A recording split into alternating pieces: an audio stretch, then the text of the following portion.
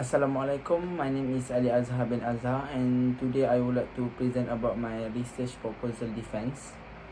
So my title is the factors influencing the success of experiential learning in sport education.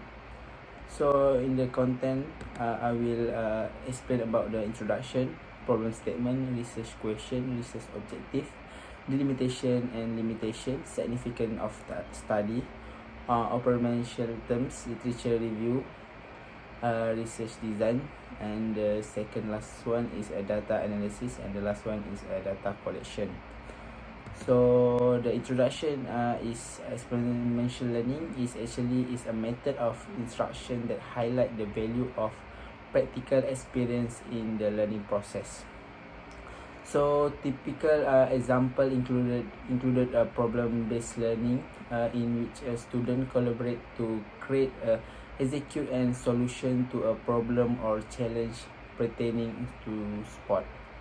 So adventure-based learning is a type of experiential learning in which a student engage in a physically demanding activity to enhance their problem solving, teamwork, and also self-confidence.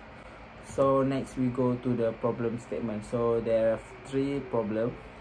So the first problem is current education approach in sport education predominantly rely on traditional didactic method.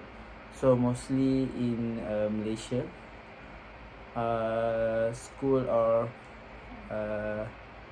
the institution in Malaysia use traditional methods.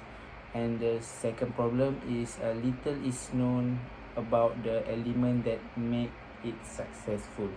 So only a few things that people know how to implement the experiential learning to make it successful.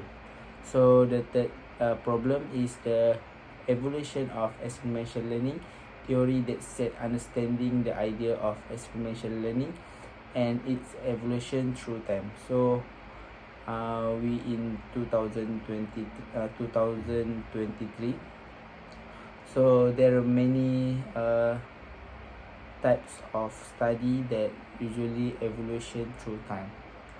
So we need to change that, make sure the experiential learning can success. So next we go to the research question. So the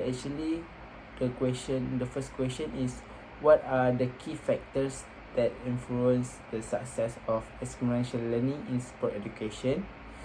And the second question is, how can teacher or coaches design the implement experiential learning experience that are effective for all students? And the last one is, what are the challenge and opportunities for implementing experiential learning in sport education? So next we go to the research objective. So actually the first objective here is to investigate the challenge and the opportunity for implementing experiential learning in sport education.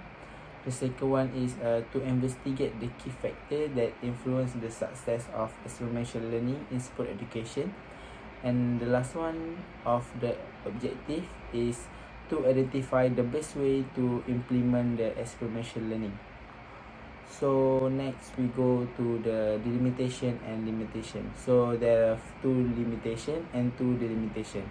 So we go first for limitation. So the limitation is might not always use to able control the circumstance and also difficult that student face. And the second limitation required student participating in physical testing and also possibility dangerous for the activities. So the delimitation is limit the study to individual in the age range, such as college athlete or young people in the first grade. So the last for the limitation is restrict the research to the one sport or a subset of related sports, such as team sport or individual sport. So next we go to the significance of study.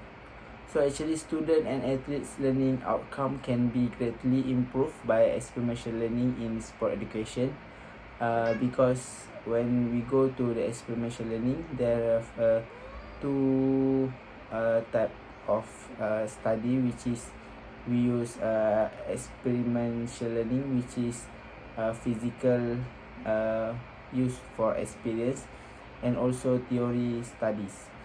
So with the help of this method, people can actively participate in real world activity like sport, game, and also simulation. So the next is problem solving and also active participating are promoted by experiential learning. With this approach to what we want is to sport education, athlete and student can develop a variety of skill, such as decision making, leadership, teamwork, and physical skills. So next we go to the operational terms. So certain element contribute to a truly successful sport education for student or pupil when they perform sport hand-ons rather than only listening to instructor. So this is a very fact that we should understand, because when we do something not even learning or doing anything, we need to perform it by hands-on rather than we just listen to the instructor. And the next is an instructor influence is also present. So the instructor is a very important in this experiential learning, is because when instructor give the clear instruction to the student can understand and can implement well. So next we go to the literature review. So there are 3 literature review that I will mention. The first one is by Cloud ETL 2007. The critical element that influence experiential learning outcome that are particularly successful in sport education setting. So it said also it highlight the critical role that learn motivation and emotional involvement play in developing teenager perceive competence and also enjoy in sport related skill building activities. So the next one is by Culver and Trudel 2008. So they say the key of the effective experiential learning sport in maintaining student motivation. This can be achieved by offering developing sport challenge, providing scaffolding to encourage skill improvement, and also offering high quality feedback system. And the last one for the literature review is the success of direct athlete experiential learning program is also greatly influenced by skilled coach who can provide conservative comment, adjust to capacities of their student, and provide an example positive sport behavior. That is by Camera 2011. So next we go to the research design. So we will do the questionnaire was taken implement this research. So there are 4 section in the questionnaire, A, B, C, and D. So A for name, and also for asking a gender. So there are 148 people that answer it, and student in Sports Science and Recreation Faculty at University Technology Mara, UiTM. So by data analysis, SPS software that used to analyze data collection for this research. So use frequency and percentage in the descriptive statistic analysis, and also using a Pearson correlation by look at the significant level 2 tails. And also the last one, the independent t-test is being used to determine the different standard deviation significant also 2 tails.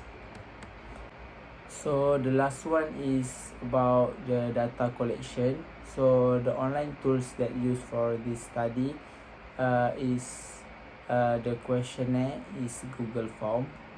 So any personal or confidential information that is supply will not to be shared and also published. So here the few reference can I input in this presentation. So thank you. I'm Ali Azhar bin Azhar. My ID matric cards number is 2022572193. So thank you.